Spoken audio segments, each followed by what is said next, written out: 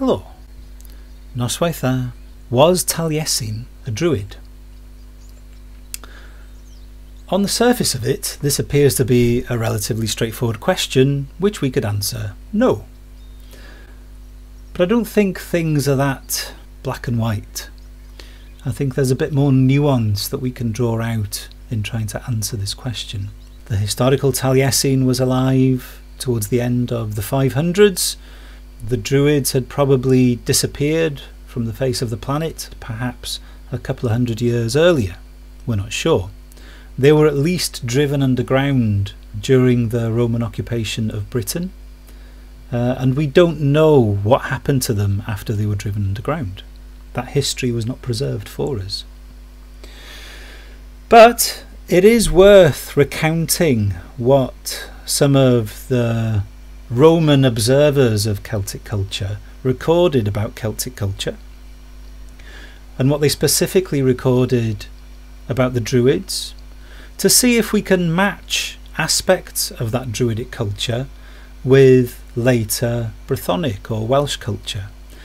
Are there some general tendencies that both periods of the same culture shared? Now, we know that the Druids were the priest class of Brythonic Britain.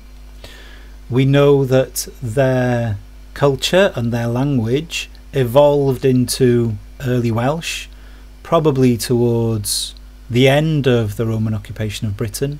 That's not to say that there's necessarily going to be an exact continuation of culture from one period to the next, but it would be strange if there was no connection at all between these two different successive periods in the same culture. So just to have a look very quickly at what some of the Roman authors said about the Druids and about the Celts. Of course, we can't look at all of the instances, but we can look at some of the more important ones, some of the more notable ones, and then we'll do a quick summary before we move on to look at the Welsh bardic tradition as we find it in the medieval period. So, Caesar, of course, is by far the most prolific author writing about the Celts of this period. And he writes a fair amount about them in his record of his own invasion and genocide of France, that terrible and bloody invasion that saw the death and destruction of many Celtic tribes and the enslavement of hundreds of thousands, if not millions of others. This is what Caesar has to say about 50 years before the Common Era. Throughout all Gaul, modern-day France, there are two orders of those men who are of any rank and dignity. For the commonalty is held almost in the condition of slaves. So essentially, the common folk, which was the way of things up until very recently, were usually bonded labourers or slaves. They didn't have much freedom. They were essentially used as agricultural machines to continue the production of agricultural wealth for the nobility. The Celts were no different in this to any other society at the time, especially in Europe. For the commonalty is held almost in the condition of slaves. The common folk are essentially enslaved and dares to undertake nothing of itself and is admitted to no deliberation, so they can't make important political decisions as far as we can tell. This is of course Caesar's limited view of the situation. But of these two orders, i.e. the two orders of men who are of any rank and dignity, one is that of the Druids, the other that of the warriors. The former are engaged in things sacred, conduct the public and the private sacrifices, and interpret all matters of religion. To these a large number of the young men resort for the purpose of instruction, and they, the Druids, are in great honour among them. So it's quite likely that this is an accurate representation of Celtic society at the time. This is certainly very similar to the condition we find Celtic society in several hundred years later, when the Roman Empire has collapsed. So it's quite likely that there's some truth in it. Then we have Siculus, just a few years after Caesar, writing this. The Celts are also boasters and threateners, and are fond of pompous language, and yet they have sharp wits and are not without cleverness at learning. Among them are also to be found lyric poets whom they call bards. These men sing to the accompaniment of instruments which are like lyres, small harps, and their songs may be either of praise or of obloquy, which is essentially satire, offensive poetry slagging folk off. Philosophers, as we may call them, and men learned in religious affairs are unusually honoured among them and are called by them Druids. The Gauls likewise make use of diviners, accounting them worthy of high approbation. And these men foretell the future by means of the flight or cries of birds and of the slaughter of sacred animals, and they have all the multitude subservient to them. So here we're told of the bards as separate to the Druids. And then Strabo, again a little bit later this time. Among all the Gallic peoples, generally speaking, there are three sets of men who are held in exceptional honour: the bards, the vates, and the druids.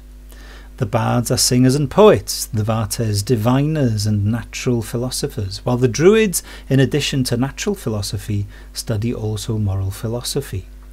The druids are considered the most just of men, and on this account they are entrusted with the decision, not only of the private disputes, but of the public disputes as well, so that in former times they even arbitrated cases of war and made the opponent stop when they were about to line up for battle, and the murder cases in particular had been turned over to them for decision.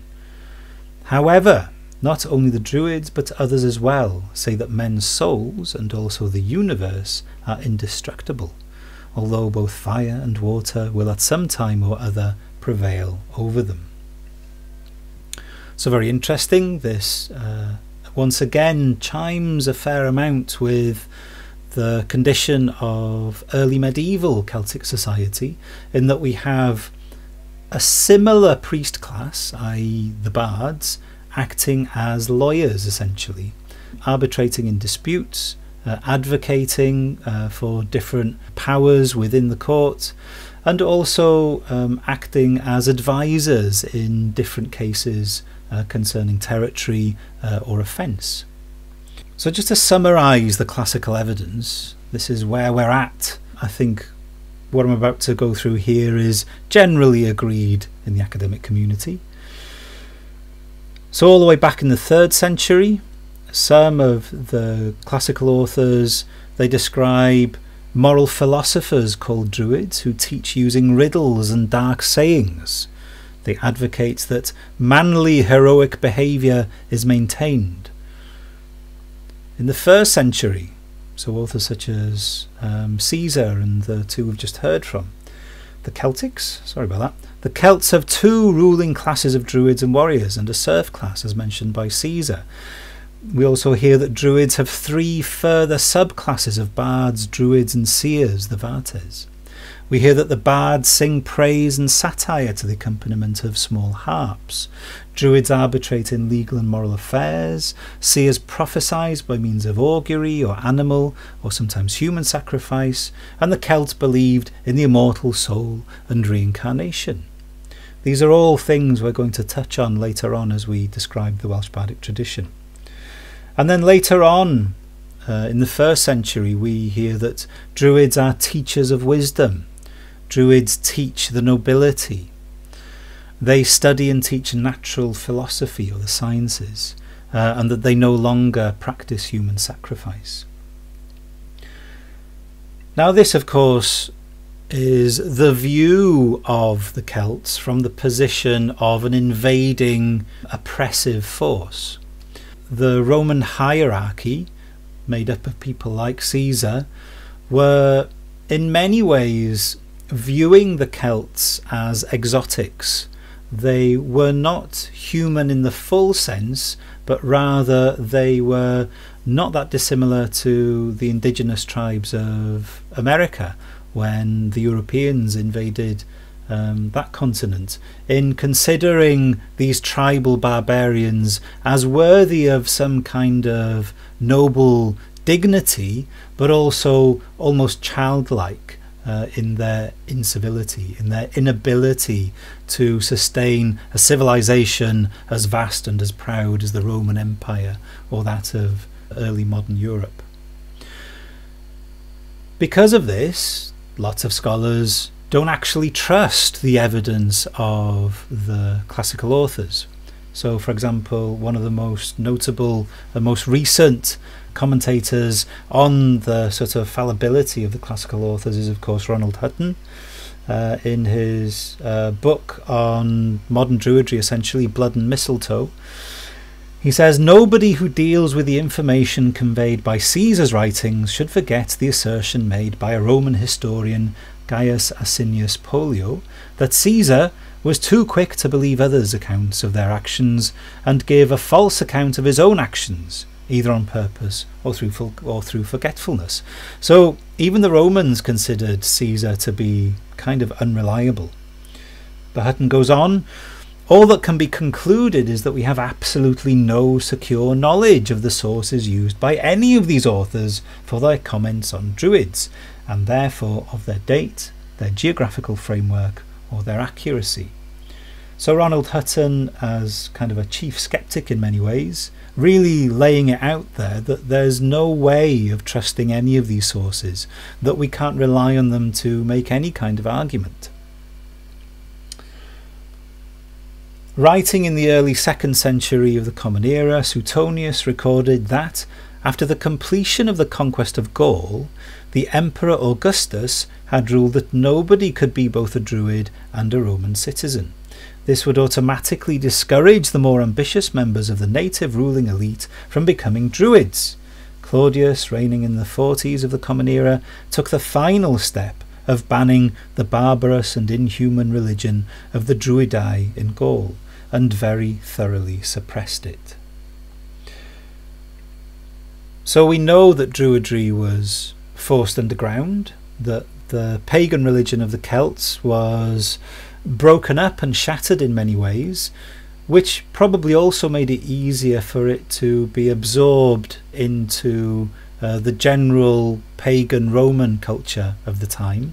And of course, when the Romans finally convert to Christianity towards the end of the empire, it was far easier for Christianity to move along the same power lines, if you like, that had been created by the earlier Roman Empire, essentially moving into territory that may well have had quite a high degree of paganism still popular amongst the common folk, but where the aristocracy and the nobility had essentially been converted to Christianity. And it's that same aristocracy that essentially gives us the figure of Taliesin. So of all the people in 6th century Britain, the Welsh aristocracy are probably quite Christianized. So Taliesin was almost certainly a Christian in the formal sense. But of course, this is not a black and white situation. It's probably far more nuanced than that.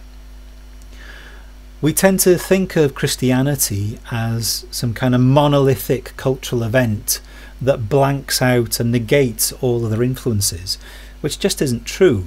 When you look at how Christianity moves into new territory, it often absorbs and adapts itself to fit the new cultural context it finds itself in. Of course, as the power base of Christianity grows in these localities, it does essentially centralize its own political power and becomes more and more dogmatic. But certainly earlier on, there's an overlap, there's a blending, a mixing, if you like, of different cultural influences. And it's quite likely that in Taliesin's period, not only was the Christianity of that time probably very different to the kind of Christianity that we would know today. For example, you had Brythonic Christians such as Pelagius, who had quite a different take on Christianity than the mainstream Augustinian Christianity of the continent. So not only was the British flavour of Christianity different to that of the continent, but there also would have almost certainly been non-Christian influences still popular and current in the time of Taliesin. I don't think that's an unreasonable argument to make. So with that in mind, of course we can't say that Taliesin was actually a Druid, but we can guess at the type of culture that he was involved in, and guess at the evolution of the Welsh Bardic tradition in general from the time of the Druids through to about 1,000 years later.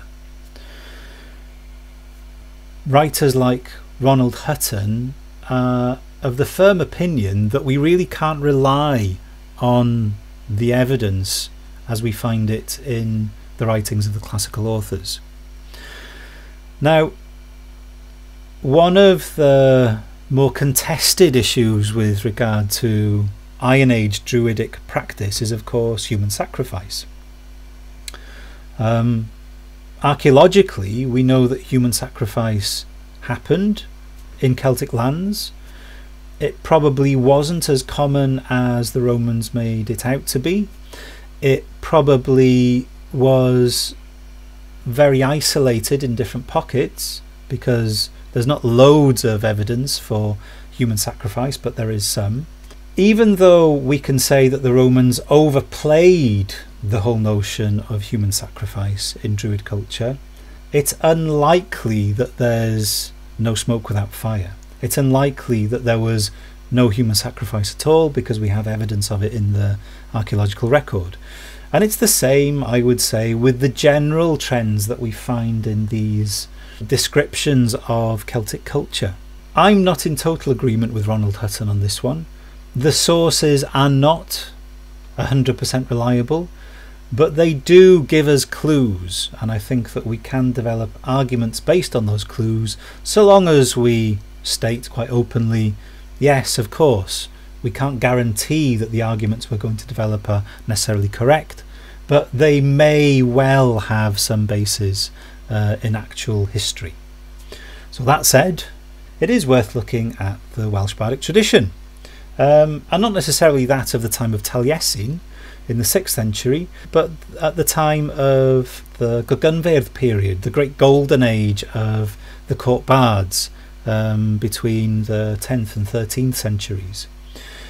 Because it's at this period we really see a flourishing of the mythology of the Welsh Bardic tradition.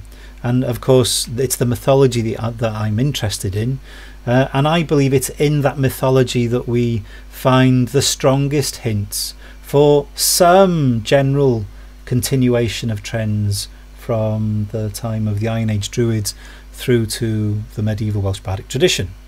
As I said, can never prove this, but there are strong hints that this might be the case. So to begin with, it's probably worth recapping a little bit. We know that all cultures evolve, so the main question to ask is, did the Druid warrior elite become a Bard warrior elite? We know that the Druid were the main priest class, and that they had their counterparts in the warrior elite. It's not that difficult to make an argument for the Welsh Bardic tradition taking on that priestly role, particularly when they're embodying such mystical figures as Taliesin in their court performances. It's quite easy to see how medieval court bards take on the roles of facilitating public ceremony. We know that the bards of medieval Wales sung praises, and we definitely know that the bards of around 1,000 years ago sang satire, and it's probably the case that the bards of Taliesin's time back in the 6th century also sang satires when they weren't happy with their patrons. It's just that none of those satires have survived, but it's quite likely that they did. So if that account that we have of bards during the Roman period in Europe singing praises and satire is true, then that culture survived all the way through into the medieval period. The bards also promoted the ideal of a heroic or manly behaviour. We hear that this was something that the Druids also did, all the way back in the 3rd century BC. The Bards also associate themselves with Awen, with divine inspiration, this magical sacred force that's given to them by an otherworldly power, God or Ceridwen in the Welsh Bardic tradition. Again, we can quite imagine that this was part of the religion of the Druids, that they were given particular gifts and powers, magic abilities by divinities. It wouldn't be strange to think of the Druids in that sense. So in very general terms, we already see that there is some similarity between the Druids of Iron Age Britain and the Welsh Bardic tradition of around 1,000 years later. But we can take this a little bit further also, not just in terms of their general practice, but also in how the Welsh bards portrayed themselves, the way they mythologized themselves, the way they presented themselves not only to their counterparts in the warrior elite, but to their wider communities. Remember, the Welsh bards were not only mythologizing their patrons and essentially turning them all into King Arthur, they were also mythologizing themselves and essentially turning the whole bardic tradition into Merlins. A Merlin goes off to serve this King Arthur, a Merlin goes off to serve this King Arthur. That was the basic dynamic of the Welsh bardic tradition, this idea of the sacred king and his chief sorcerer bardic counsellor. We can see that that mythology really borrows on the idea of a druid, particularly the mythology as it's evoked around the 12th century. So for example, we've got Prydydd y Moch, Llywarch ap Llywelyn, who, for those of you who've sat my courses, will know that Llywarch ap Llywelyn was almost certainly responsible for some of the more interesting poems in the book of Taliesin. If not being the author of those poems, then at least having a hand in transmitting them to the manuscript. We don't know which one it is, but there are definite similarities between the formal court poetry of Llywarch ap Llywelyn, Prydydd y Moch, and some of the poems from the book of Taliesin, some of the more interesting poems. And in Prydydd y Moch's formal court poetry, he has things like this to say: Cynan darogan derwyddon dyddaw, ef doddwy o frython a naw gwynaw gerddorion, un oedd well, ydd mwyn bell môn. So in that first line there, Cynan darogan derwyddon. Derwyddon is the Welsh word for druids, plural. Cynan, the druid son of prophecy, will come. He came from amongst the Britons, one whose wealth the bards are concerned for, the great one, Lord of Anglesey, with his wealth abounding. Now this is interesting for several reasons. First of all, it refers to quite a popular genre of bardic prophecy poetry that people like Prydydd y Moch probably practiced. Prophetic poetry is quite a distinct genre in the Welsh bardic tradition. It probably had survived from a much earlier period and lasted up until the 15th century at least, petered out after that. But ultimately, Prydydd y Moch here is talking about the Welsh bardic tradition of prophecy and describing the Welsh bards as druids. The druid son of prophecy here is essentially the bard son of prophecy. So here Prydydd y Moch is describing himself and his fellow bards as derwyddon, as druids. And he doesn't just do this once, he does this a couple of times. In another poem, Darogan Myrddin, dyfod brenin o Gymru werin o Gamhwri, dywawd derwyddon da deni heilon o hil eryron o Eryri. So Myrddin here, which of course Geoffrey of Monmouth has Norman anglicised into Merlin. Merlin prophesied a king would come from amongst the Welsh by heroism. Druids foretold of the birth of noblemen from the lineage of the lords of Eryri. Now, once again we have here the figure of Merlin, or Merlin, one of the great prophets of the Welsh Bardic tradition, being evoked as a mythological druid who is responsible for prophecy. Now we know that there was a special class of druids, the Vates, the seers, back in the Iron Age, or at least during the Roman occupation of Europe, who would prophesy, who would read the movements of birds, or who would sacrifice animals, or on rare occasions humans, to try and divine the future. So we know that prophecy is part of the earlier Iron Age culture, and here prophecy is also part of medieval bardic culture. And in that medieval bardic culture, prophecy is specifically associated with a priest class of druids. Now here, Prydydd y Moch is using druid as a metaphor for the Welsh bardic tradition. They more commonly refer to themselves as Beirdd, and only here in a metaphorical sense is he referring to himself and his fellow bards as druids, but kind of with an eye to the history of his own people. Now the term derwydd, druid in Welsh, survives into this period, and it obviously has a very strong Welsh derivation. So this is an old word in Prydydd y Moch's time. This isn't a word that he's just made up. It's something that's obviously a common part of Welsh culture at the time.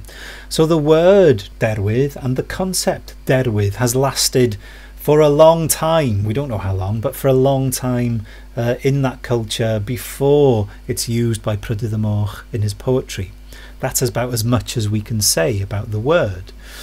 But we know that there is a mythological concept of the druid central to the Welsh bardic tradition, and in particular how the Welsh bardic tradition present themselves to their patrons and their audiences. That's a very quick summary of one of the arguments that we can make about the continuation of Druidic culture into the medieval period, and qualifying that by saying, of course, the classical evidence that we're using is generally unreliable, but we can identify some general trends in the Celtic culture of the period and see if they do continue into the medieval period in Wales, which they clearly do.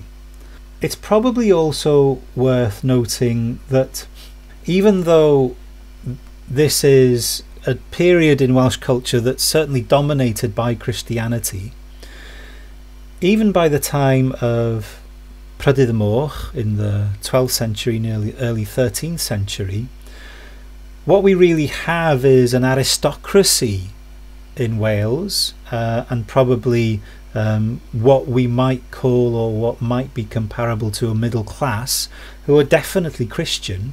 But it's quite likely that the lower down the social hierarchy we go, the further people are away from a centralised dogmatic church.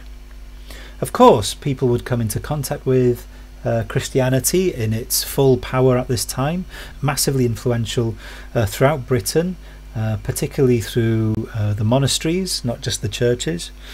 So it's not that people haven't come across Christianity, it's just it's unlikely that they were just purely Christian. As late as the 14th century, we've got that quite famous record in a Latin text of a monk complaining about common folk praying to Gwynapnydd. You, Gwynapnydd, who are yonder in the woods, for the love of your mate, let us enter your abode. You're essentially asking permission, probably to go into the woods, or perhaps to go into a certain dwelling where Gwynapnydd was supposed to be resident.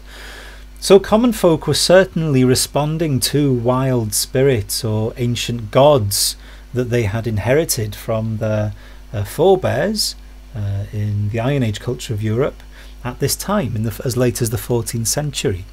And of course we can see the culture of Tylwyth Teg well up into the modern period being a later iteration of the same general tendency amongst common folk to perhaps quite openly consider themselves to be Christian, but also, of course, to still continue with their own native culture as well.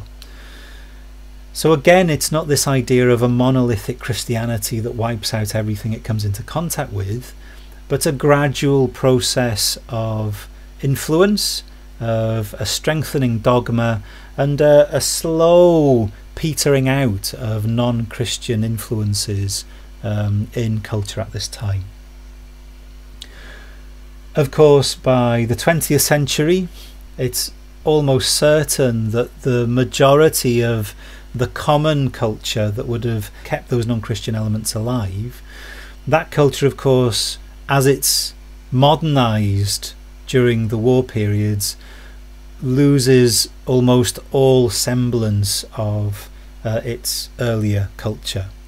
So the 20th century is really the period where we see the dying off of any notion of not just non-Christian culture, but also it's really the ebbing of the great Christian period in Europe. Of course, by today we see how many of the chapels and churches, not only across Wales but across Britain and Europe, are gradually getting used less and less.